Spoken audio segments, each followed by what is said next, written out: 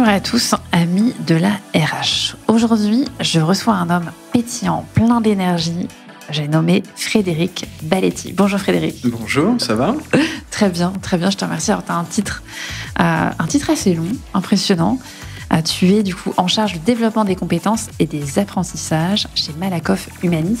Alors je rappelle Malakoff, c'est le grand groupe de protection sociale, paritaire et mutualiste. J'ai repris la définition Wikipédia pour être au plus près, qui compte 10 000 collaborateurs et tu me disais, on parle plutôt de 10 000 collègues. Tout à fait. Il y a une bonne ambiance chez vous. Alors Frédéric, tu as un parcours super intéressant parce que du coup, tu es prof à côté, tu enseignes. En même temps, tu as dirigé ton propre institut d'études. Et aujourd'hui, du coup, tu es en charge du L&D chez Malakoff. Tout à fait. Alors, j'aimerais revenir un peu aux origines, au point de départ.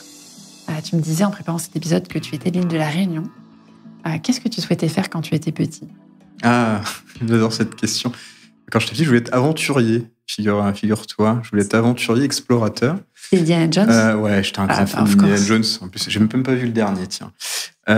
J'adorais ça. Je me disais, tiens, c'est quand même une vie qui pourrait être trépidante et vachement intéressante de pouvoir passer ton temps à découvrir des nouvelles choses, des nouvelles cultures, des nouveaux endroits, de nouvelles personnes. Aller vers l'inconnu, en fait. Et aller au-delà de ce qu'on pourrait voir, au-delà de la ligne d'horizon. J'aimais beaucoup. Et c'est quelque chose que je partageais avec les copains.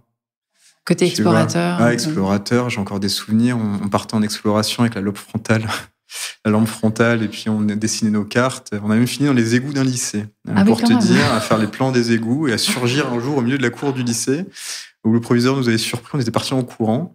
Mais ouais, l'exploration et la découverte étaient quand même quelque chose qui m'intéressait énormément.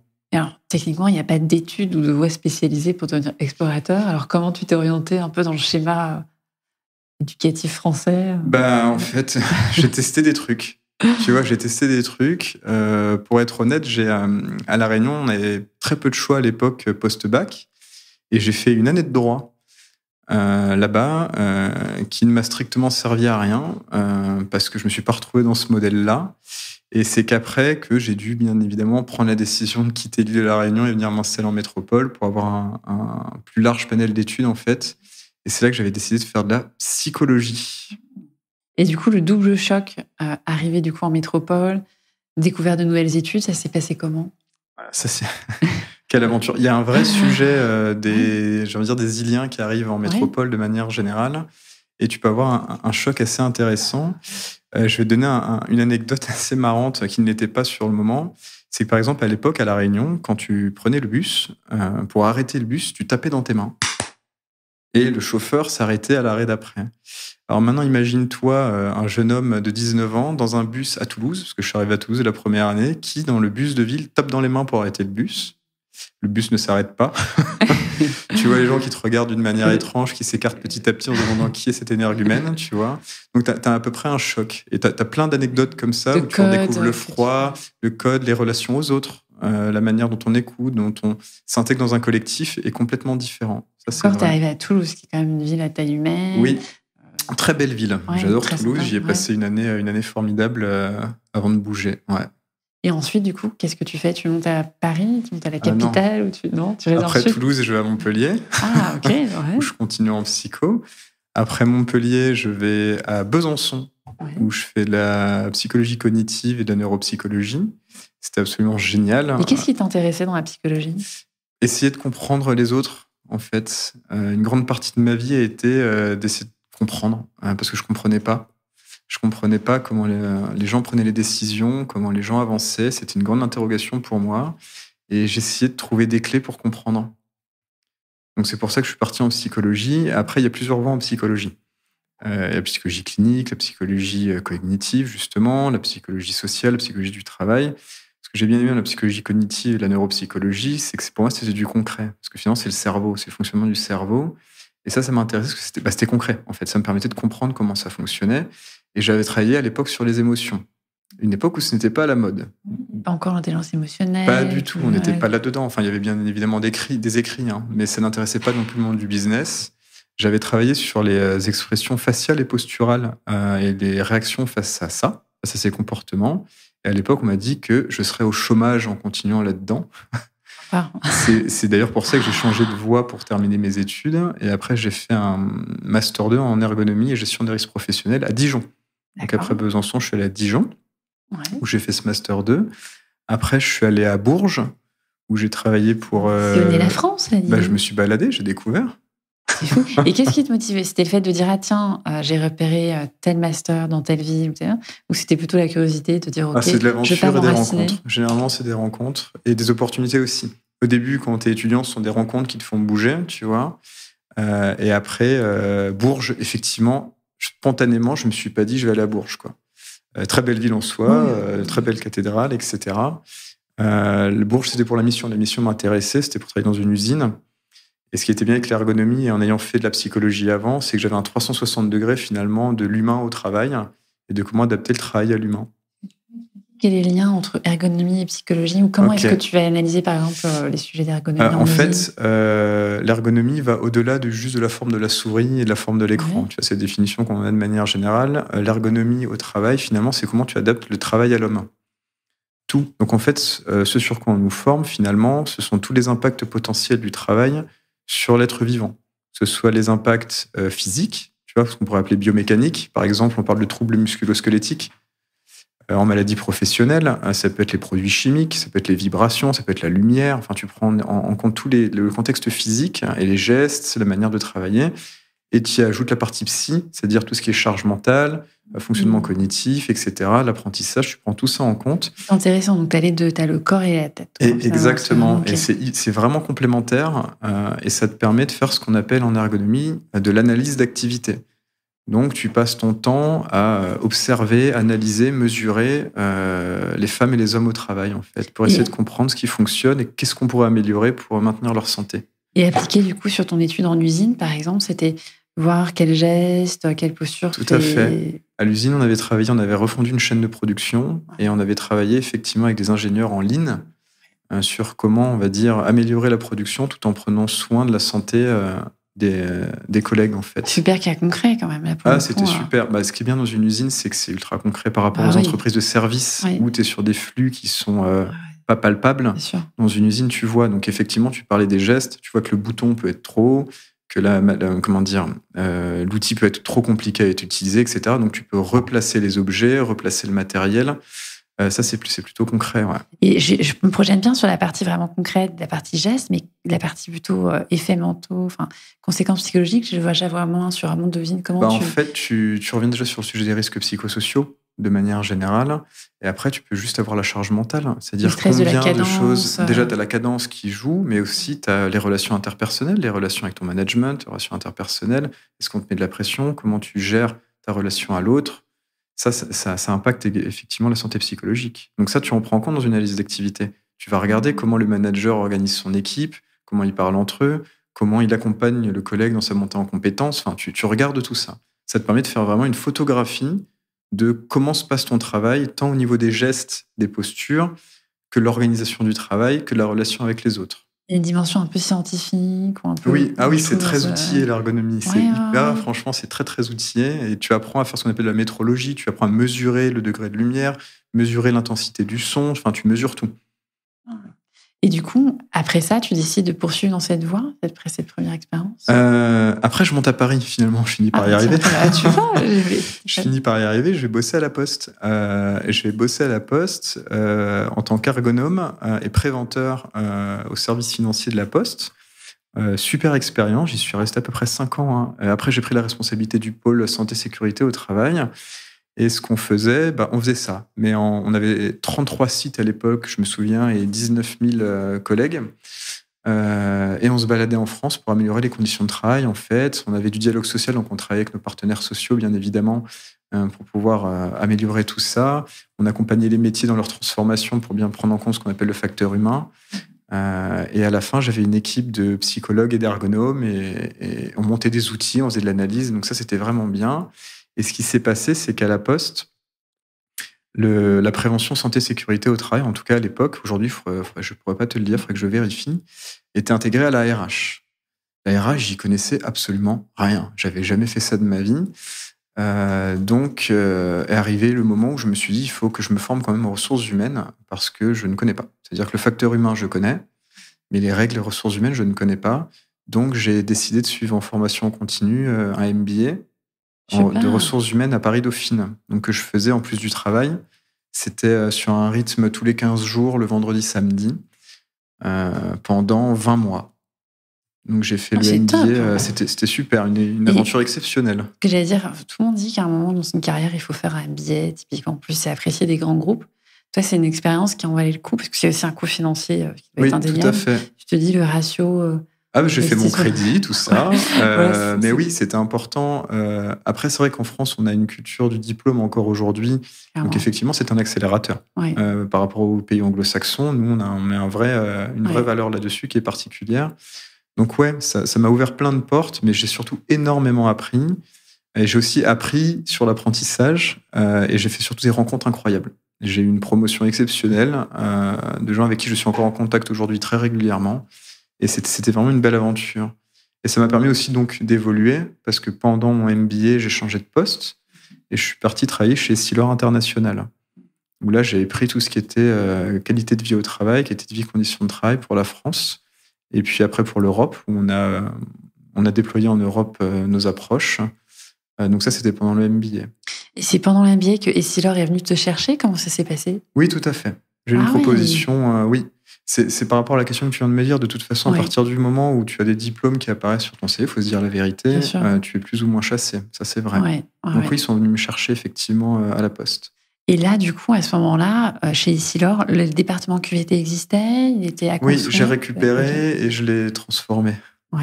Et on a construit des méthodes, on a réécrit un accord QVT et risques psychosociaux qu'on a fait signer à l'unanimité des partenaires sociaux à l'époque. De mémoire, c'était en 2016, si je ne m'égare. Et on a avancé sur de la méthode. On a construit tout dispositif. C'était à l'époque de la loi Sapin 2, donc tout dispositif harcèlement moral, harcèlement sexuel aussi. Donc on avait monté ça. On faisait des enquêtes. Moi, je faisais des enquêtes aussi à ce propos. Enfin, on a fait pas mal de choses. Et Essilor est une boîte très dynamique qui fait beaucoup de choses, qui est très décentralisée et qui est passionnante. Et là, du coup, c'était pas un choc de passer de culture de la Poste? Alors, on reste sur une société française aussi, mais du coup, Poste plutôt public. À Essilor, du coup, une entreprise qui reste d'ailleurs une société française avec une culture aussi italienne, autre environnement. Alors, c'était avant l'arrivée de Luxottica. D'accord. Quand j'y étais. Mais ceci dit, oui, les cultures d'entreprise étaient complètement différentes. Ça, c'est évident. Mais ça va. C'est plutôt complémentaire. Là où, quand j'étais à la Poste à l'époque, il y avait une culture très centralisée, et Essilor est très décentralisée. Mais c'était complémentaire. Et je trouve que l'apprentissage que j'ai eu dans ces deux cultures m'ont appris des choses différentes, ce qui aujourd'hui me permet d'avoir une vision beaucoup plus grande de l'organisation du travail, des manières de faire. Ça m'a démontré qu'il n'y a pas qu'une seule manière de faire. Il y a autant de manières de faire que de culture d'entreprise, en fait. Et ça, c'est un apprentissage qui est important. Tu peux pas reproduire un truc que tu as fait à un endroit, à un autre, en pensant avoir les mêmes résultats. Ça, c'est un leurre. Donc, c'est ça que ça m'a appris. Choc, non. Étonnement, découverte, ouais. Puis, tu as le côté international qui arrive, tu vois, quand tu arrives dans un groupe international. Et ça, c'est passionnant, parce que tu découvres plein de cultures différentes, plein de manières de faire différentes. Et tu t'aperçois, là où, effectivement, à la Poste, quand tu construisais un modèle, que tu le déployais auprès de 19 000 agents à l'époque, dans un groupe international, c'est pas si facile que ça, parce que tu dois prendre en compte les cultures des pays. Bien sûr, local. Ouais. Et qu'est-ce que tu appelles construire un modèle? C'est un peu langage codé. Je suis pas mais tu as raison, c'est une bonne question. Je vais te donner un exemple concret.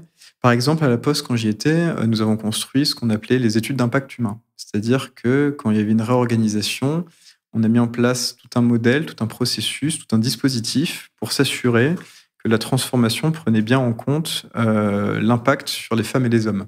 L'impact en termes d'organisation de travail, d'équilibre vie pro-vie perso, d'outils. Enfin, on faisait vraiment un 360 degrés en disant, tiens, on passe de l'organisation A à l'organisation B. Voilà les impacts qu'il y aura sur les collègues. Donc, voilà tout ce qu'il faut qu'on mette en place pour accompagner au mieux les collègues sur ce nouveau modèle, enfin, sur cette nouvelle organisation.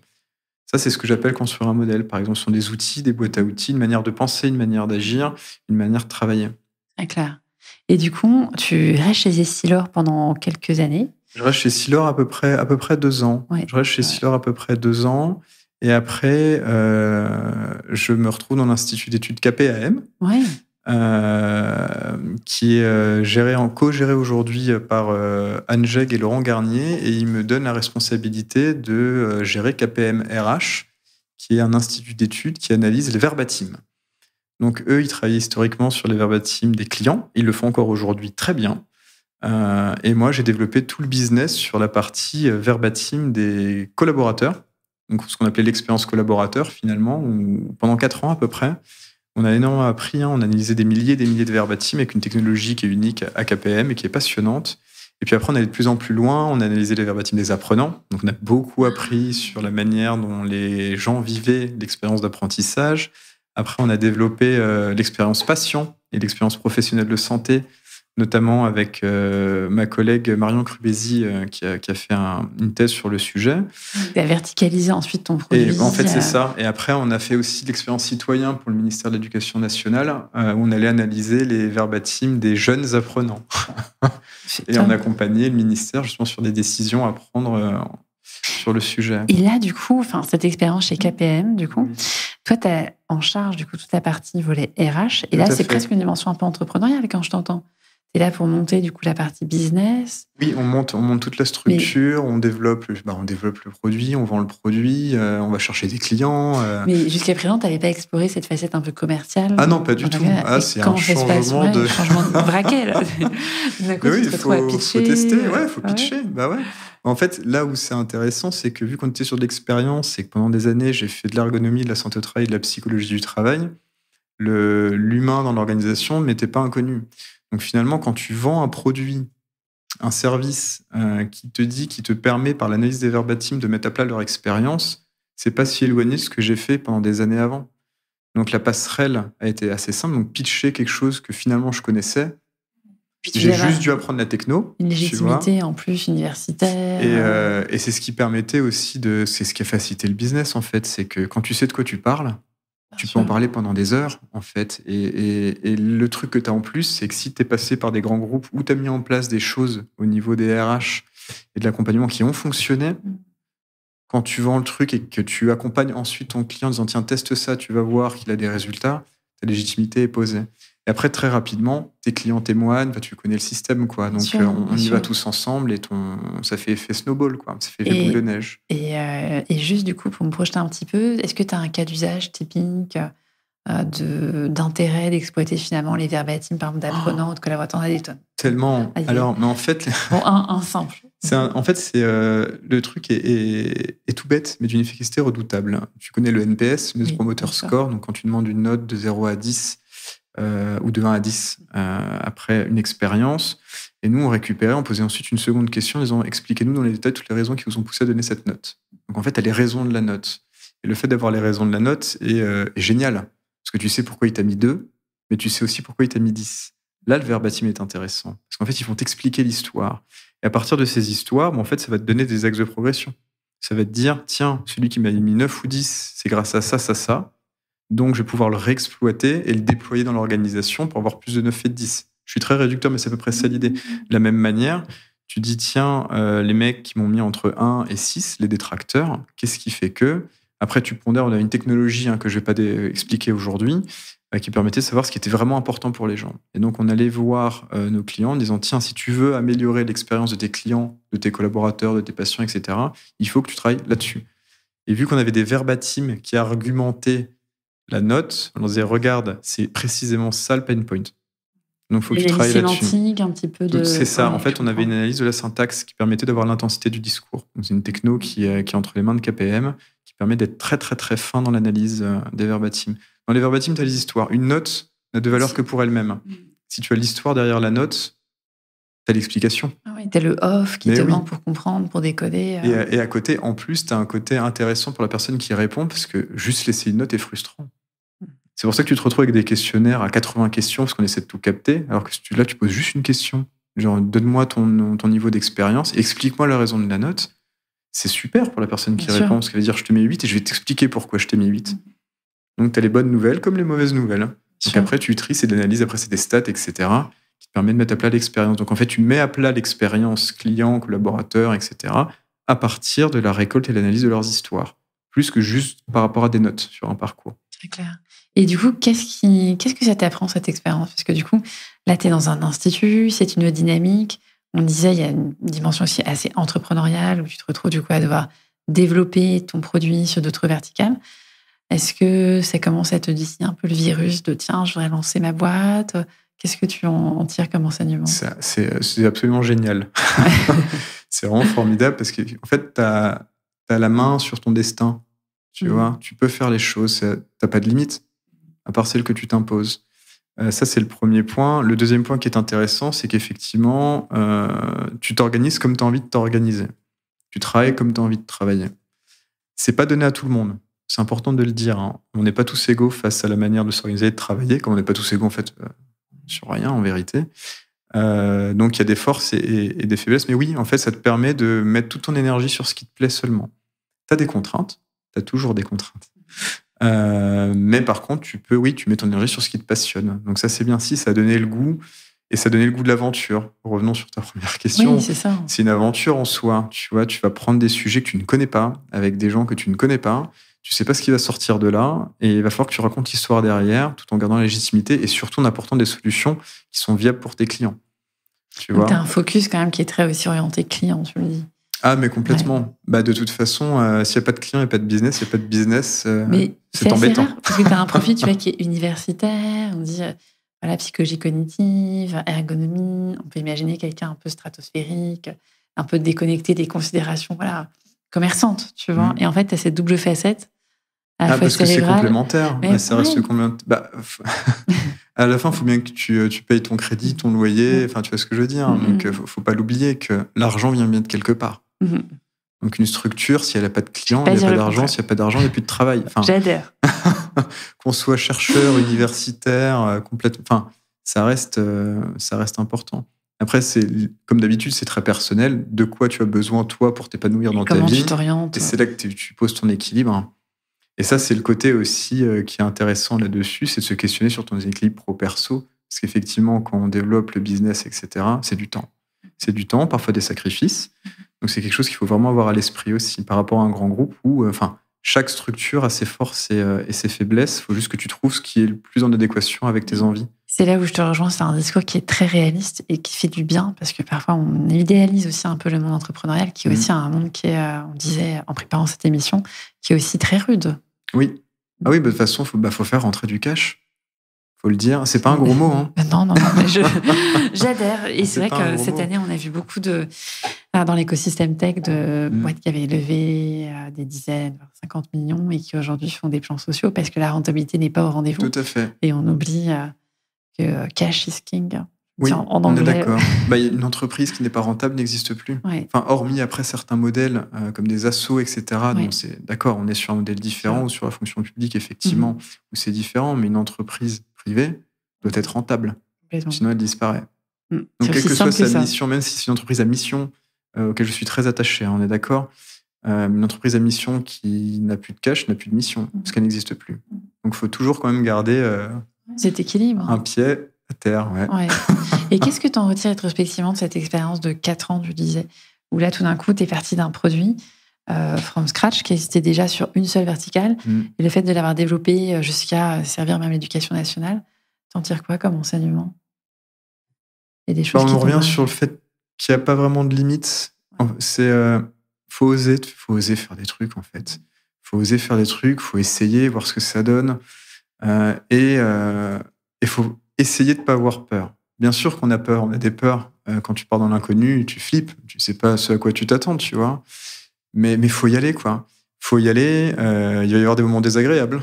Il va y avoir des moments où tu n'es pas à l'aise, quoi. Il y a des moments où tu vas prendre cher aussi. Il y a des moments où tu vas beaucoup souffrir, mais il y a des moments aussi de joie et qui vont être bien. Tu vas prendre plein de trucs. Donc, ce que j'ai appris, c'est y aller. Il faut oser prendre des trucs. Même si on te propose quelque chose auquel tu ne connais rien, vas-y, teste, quoi. Au pire, qu'est-ce qui se passe? Tu vas te planter. C'est pas grave. Et bien évidemment qu'il y a des moments où on s'est planté, il y a des appels d'offres qu'on n'a pas gagnés, il y a des études, on s'est un peu planté, mais après, on a recorrigé, on s'est amélioré.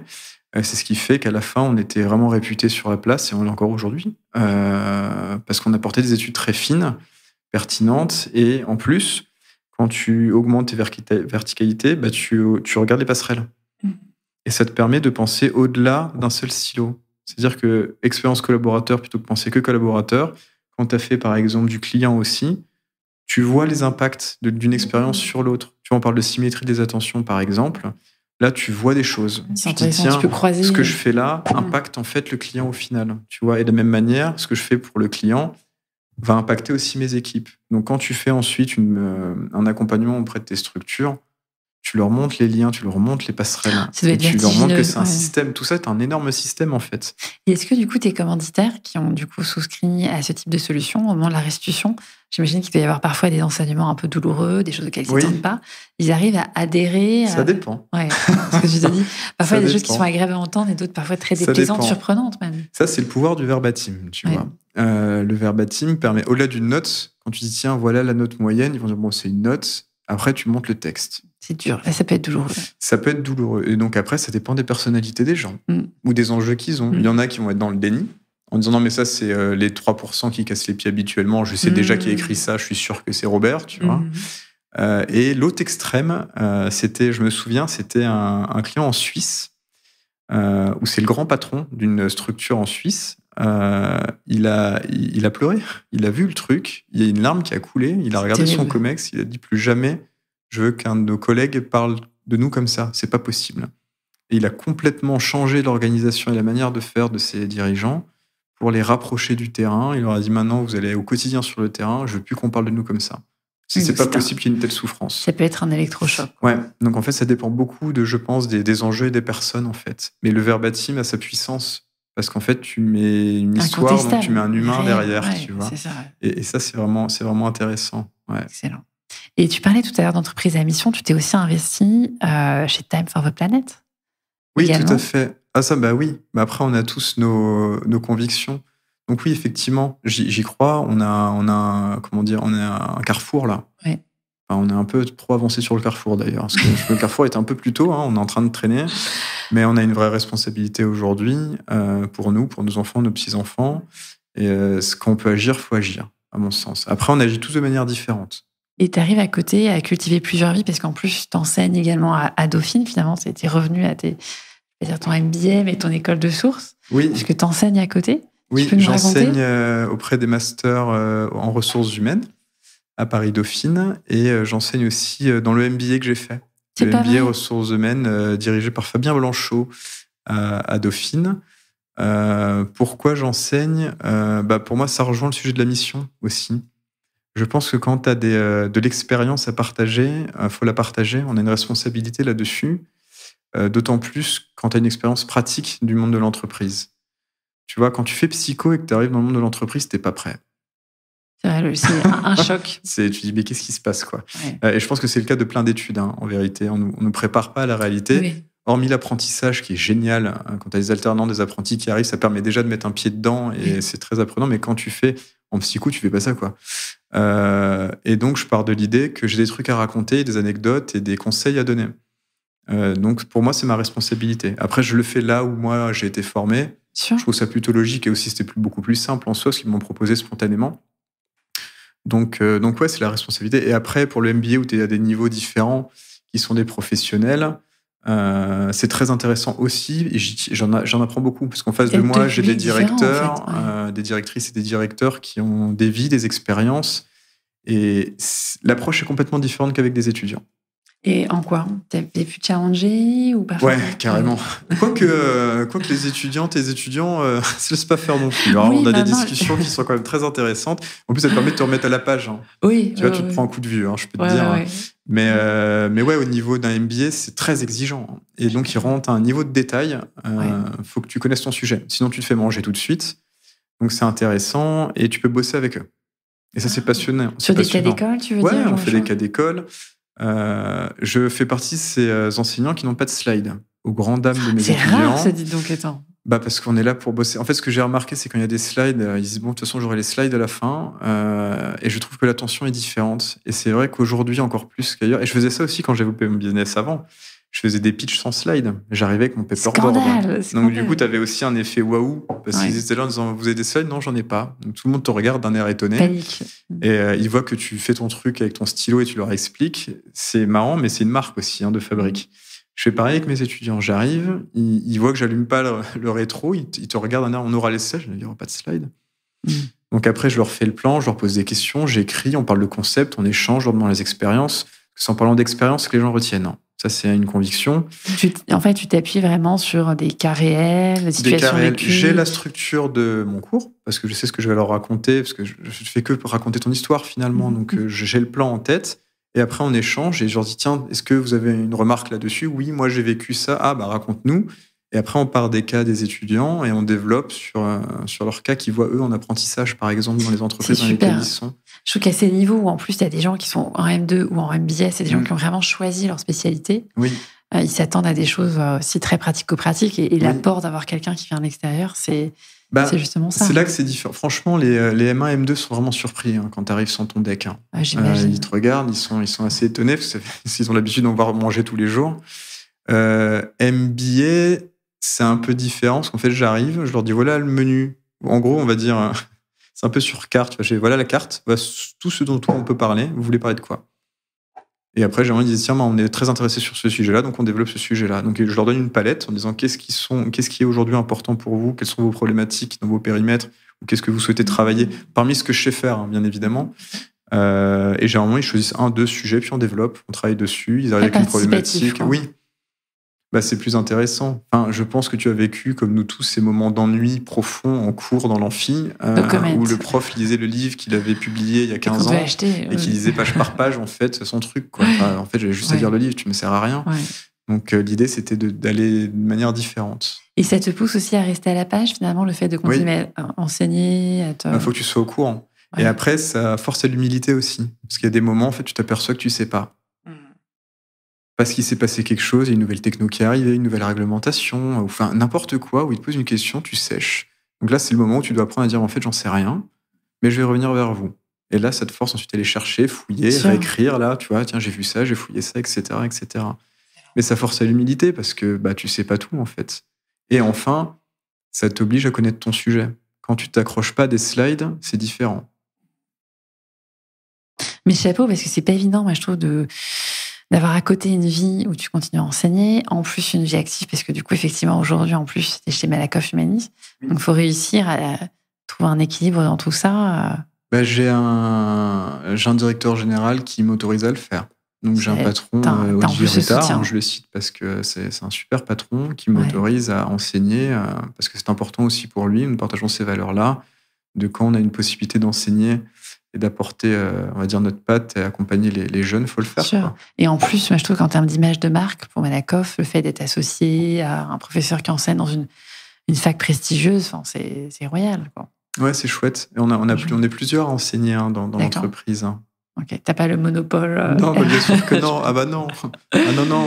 Ah non, on a une chaire avec le CNAM. On a des chercheurs. On a des gens exceptionnels dans la boîte. Ok. Et du coup, est-ce que tu peux nous expliquer ton périmètre aujourd'hui chez Malakoff et peut-être le swap, comment tu as fait pour ensuite passer chez Malakoff? Est-ce que tu as été happé, encore une fois, un peu comme à l'époque des Silor? Comment ça s'est fait? Il y a eu la période Covid qui était compliquée. Ouais. Et après, j'ai souhaité me reposer dans une structure. Pour des raisons que tu connais, et aussi pour pouvoir reconstruire des projets de bout en bout.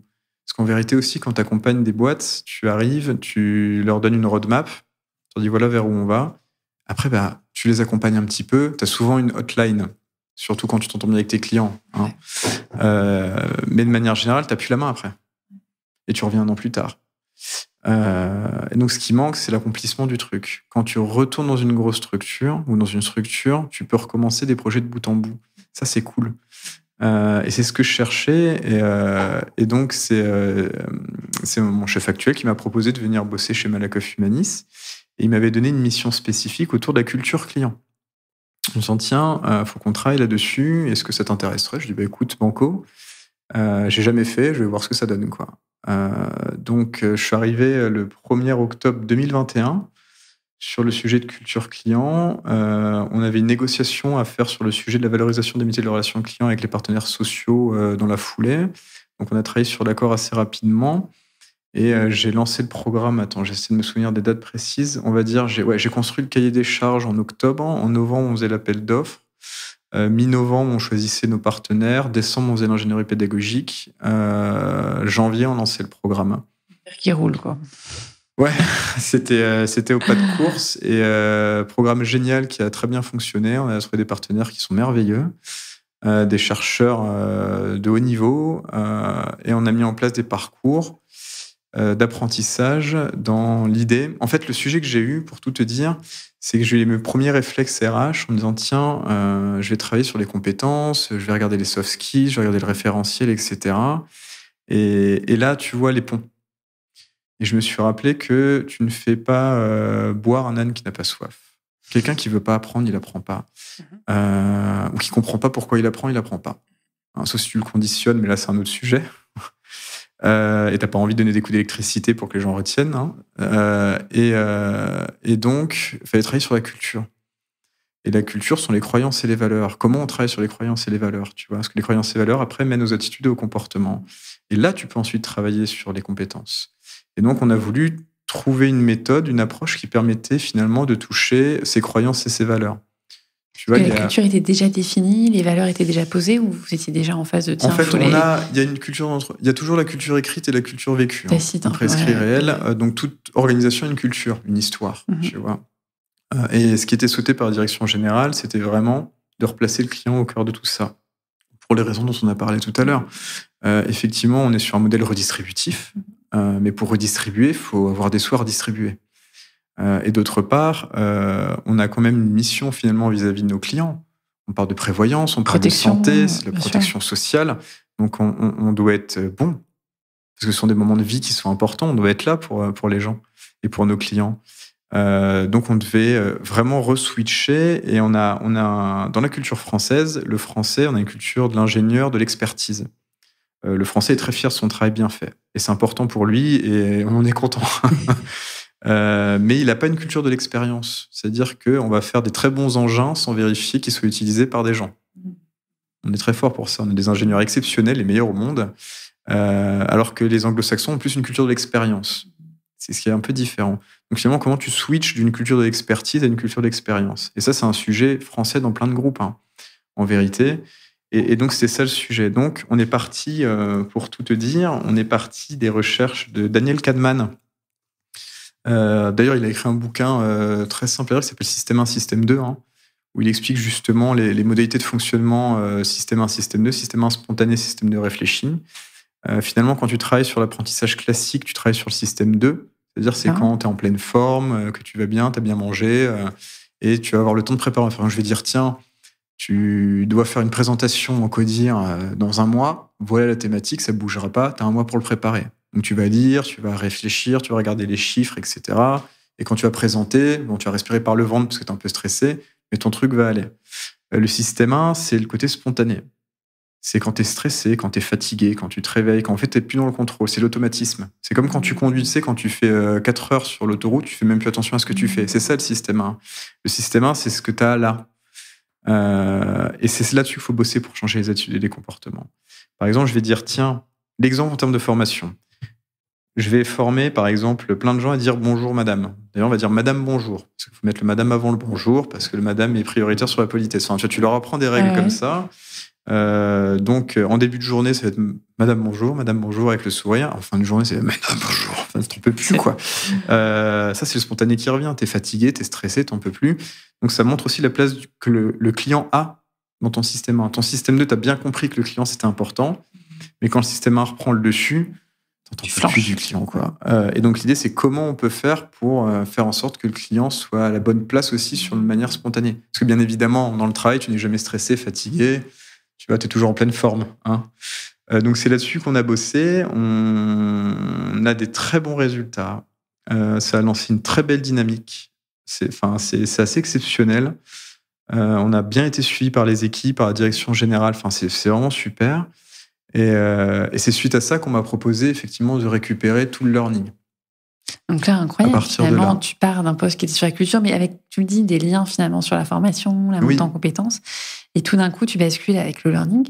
Oui. Et là, c'est des sujets que tu avais déjà abordés ou tu t'étais là encore, tu sautes dans l'inconnu, quoi. Ah non, pas du tout. L'aventure. Ouais.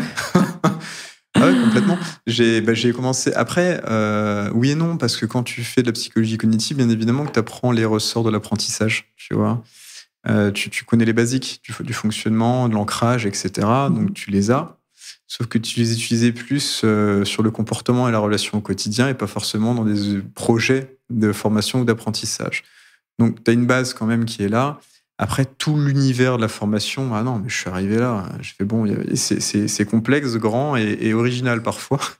Hein, mais ouais. C'est très réglementé aussi. Il y a une dimension, assez inattendu. Il y a une dimension qui est très réglementaire et qui est peut-être la partie la plus ardue et la moins glamour. Ouais. Il y a une dimension aussi où il y a quand même des vrais puristes qui vont te parler référentiel de compétences. Oui, c'est un monde avec des vrais codes, en fait. Oui. Il y a des ingénieurs pédagogiques, c'est quand même une autre galaxie. Et du coup, comment tu t'organises et comment tu prends tes marques? Est-ce que tu appliques un peu la même méthode assez scientifique d'observation, un peu comme oui, dans tes t'apprends, en postes, fait. La première chose que tu fais, déjà, la première chose en termes de mindset, c'est de ça, comme disait l'autre, tu sais que tu sais pas, donc t'arrives, t'es là, tu regardes, t'écoutes beaucoup et tu poses des questions. Tu poses des questions, tu lis, t'appelles les copains. Tu t'es auto-formé aussi un peu. Mais je m'auto-forme beaucoup. Mais je m'auto-forme aussi grâce aux copains, aux relations, aux rencontres. Donc, t'appelles des copains, tu dis tiens, t'as déjà bossé sur un sujet comme ça? Oui, t'en penses quoi? On en discute, etc. Donc, tu prends des bouts par-ci, par-là, puis tu testes après. Et tu t'appuies surtout sur les équipes qui sont là. Parce que t'as quand même des équipes qui sont là, qui eux, sont dans le métier depuis longtemps. Eux, ils savent. Il faut juste leur donner finalement l'environnement qui leur permette d'agir et d'actionner leur savoir. Ça, c'est un autre sujet. Ouais. Mais à partir du moment où tu leur dis, mais en fait, je vous fais confiance. Allez-y, montrez-moi comment ça marche, qu'est-ce que t'en penses, etc. Déjà, c'est très agréable. Et t'apprends. Et pour eux aussi. Parce qu'ils voient que t'arrives pas avec des idées complètement bloquées en disant, je veux ça. C'est non, montre-moi comment ça marche. Donc effectivement, quand tu ne connais pas quelque chose, il faut absolument que tu aies une période en fait, d'observation, d'analyse et que tu ailles sur le terrain, quoi. Tu regardes comment c'est fait, comment c'est construit, les outils utilisés, pourquoi, enfin, la politique, comment elle a été dessinée, enfin, t'apprends. Il faut juste prendre le temps d'apprendre, d'écouter. Et toi, ton mode de management, finalement, c'est basé sur la confiance, lâcher prise, j'ai l'impression aussi. Tu n'as l'air d'être en mode command and control. Il n'y a pas un mode. Alors, ce que j'ai appris avec l'expérience, mon premier poste de management, c'était il y a plus de 10 ans. Le temps passe vite. Et je me souviens, avant de prendre mon poste de manager, j'avais lu plein de livres sur le management, tu vois. Le manager servant, manager, tout ça. J'ai lu tous ces trucs-là. Et j'arrive face à ma première équipe et je m'aperçois que c'est pas comme dans les livres, quoi. T'as pas un modèle. T'as autant de modèles que d'individus, tu vois.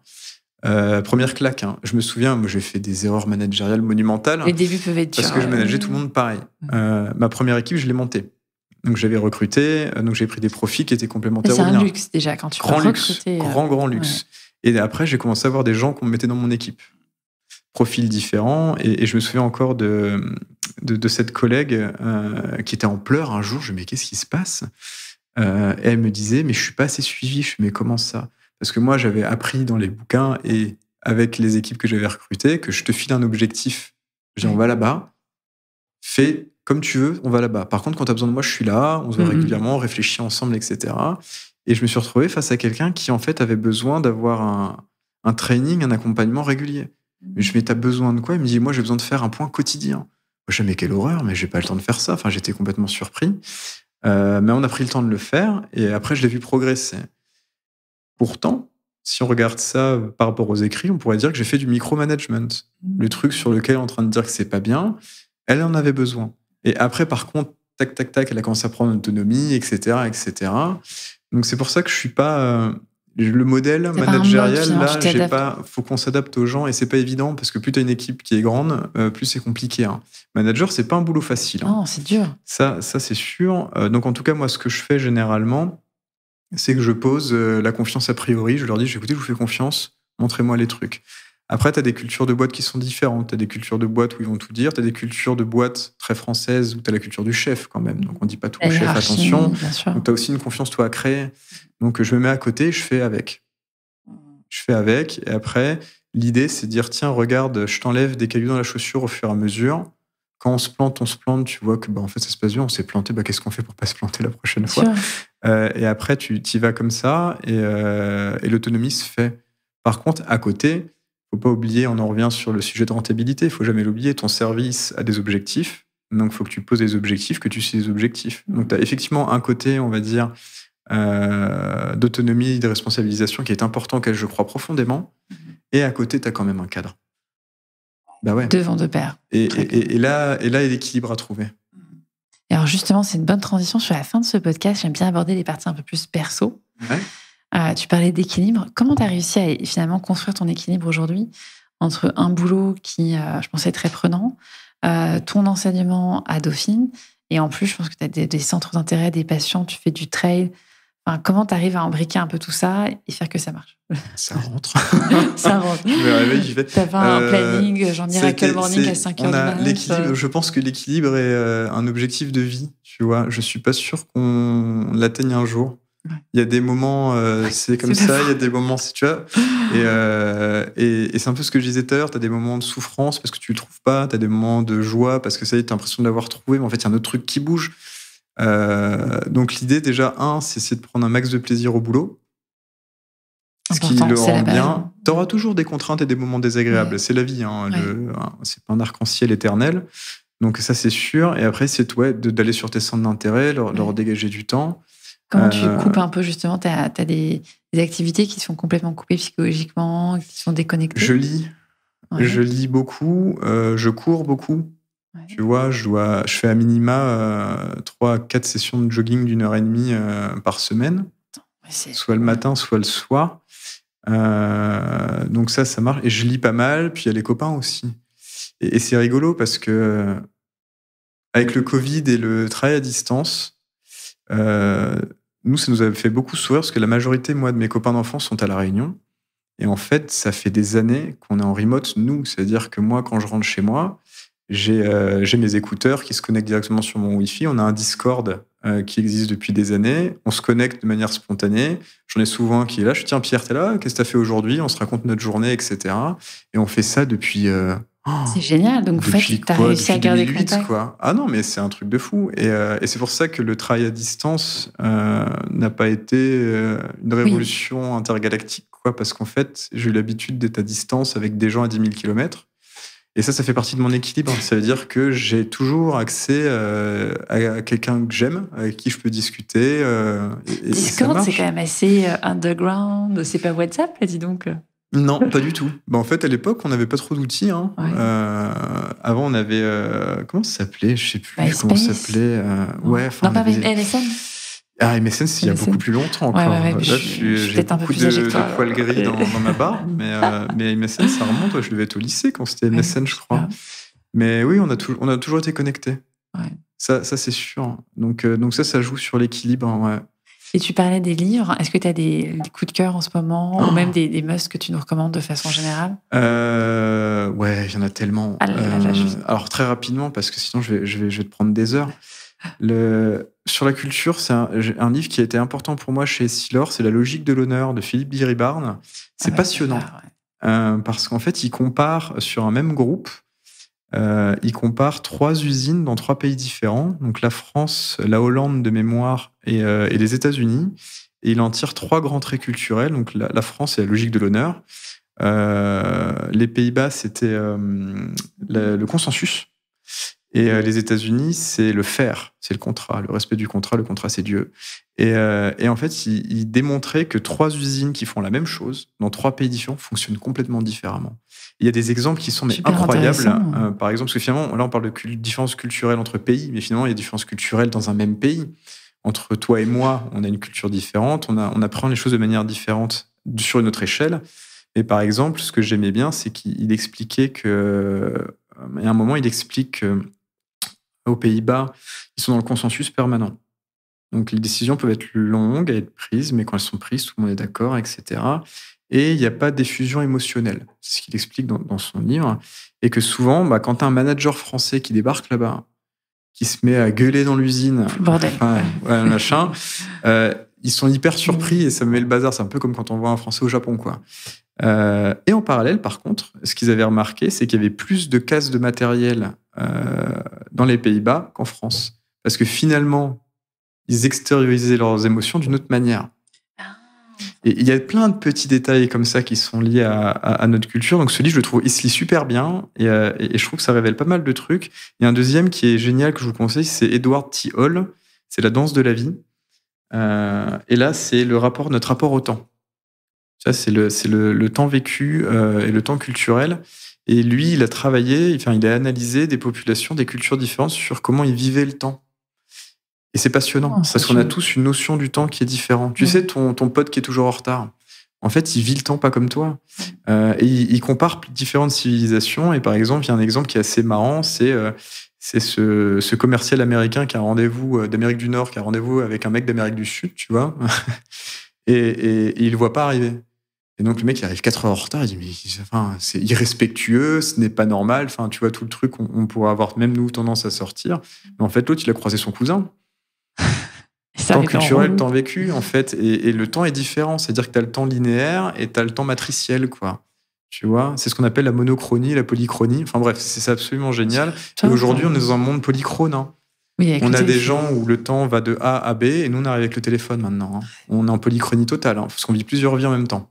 C'est quand même surprenant. Et ces deux manières de voir, on ne nous a pas appris à communiquer. On ne sait pas faire. Donc le monochrone va trouver le polychrone irrespectueux. En fait, non, c'est juste qu'il est à plusieurs endroits. Enfin, c'est passionnant. Et enfin, le dernier, parce que je m'arrêtais là, mais là, c'est une pure merveille. Il fait 1000 pages, donc il y a de la lecture.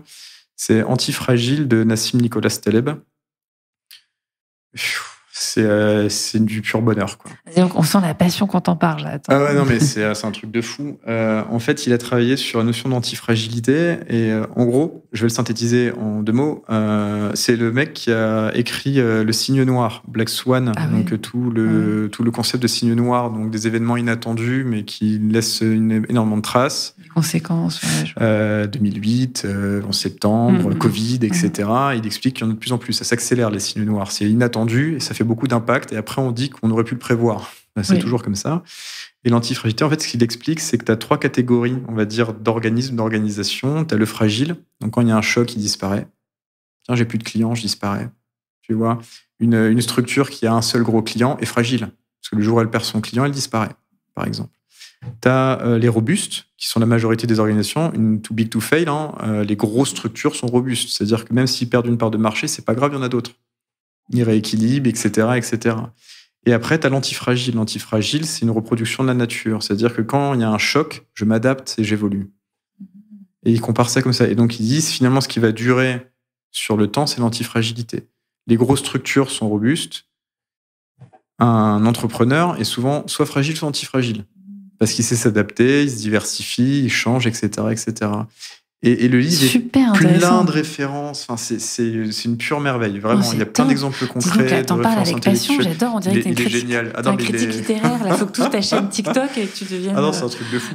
Non, mais il faut le lire, celui-là. Il faut vraiment le lire. Ah ouais, j'ai noté. Mais il est gros. Moi, j'aime bien. Mais toutes les pages, j'apprenais des trucs, quoi. C'était incroyable. Mais c'est marrant parce que finalement, tu as un prisme un peu sociologue, économiste. Enfin, tu sors un peu de ta focale juste psychologie, non?